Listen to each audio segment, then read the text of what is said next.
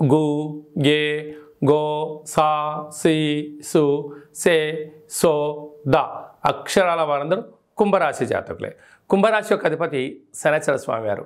వీరికి ఏళ్లనాటి శని మధ్యమ సంచార స్థితి జరుగుతున్న విషయం తెలిసినటువంటిదే. కనుక వృత్తులలో, ఉద్యోగాల్లో, వ్యాపారాల్లో తొందరపాటు నిర్ణయానికి ఇది సరైన సమయం కాదు అని చెప్పి మీరు గమనించగలగాలి. అలాగంటే ఏదైనా ఒక పని చేసేటప్పుడు భగవంతుడి యొక్క ఆశీస్సులు, తల్లిదండ్రుల యొక్క సేవ, గురువుల యొక్క ఆశీస్సులు మీరు పొందినట్లయితే వీటిలో ఎలాంటి ఇబ్బంది లేదు అని చెప్పి మీరు గమనించగలగాలి.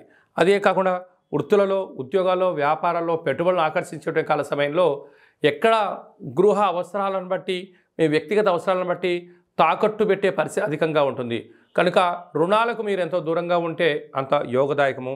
అలాంటి కాల సమయంలో తల్లిదండ్రులు, గురువుల యొక్క ఆశీస్సులు, సలహాలు అవసరం అని చెప్పి పెట్టుకోవాలి. ఎందుకంటే రూపాయి వచ్చేదానికి మీ దగ్గర ఉన్న 10 రూపాయల వస్తువు తాకట్టు పెడితే వచ్చేది రాక రాబోయే కాలంలో మీ స్థిరచరాస్తులు కరిగిపోతాయని చెప్పి గమనించగలగాలి.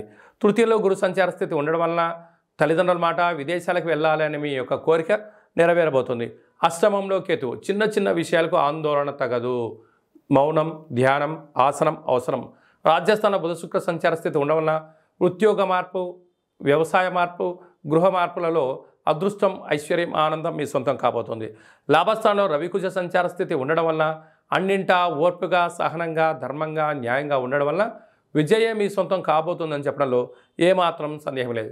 సాఫ్ట్వేర్ ఉద్యోగస్తులు, హార్డ్వేర్ ఉద్యోగస్తులు, వ్యవసాయ సోదరిమణులు, గృహ భవన నిర్మాణ, పశువులను పరిపాలన, దాన్ని పోషించే వారందరికీ చాలా యోగదాయకం.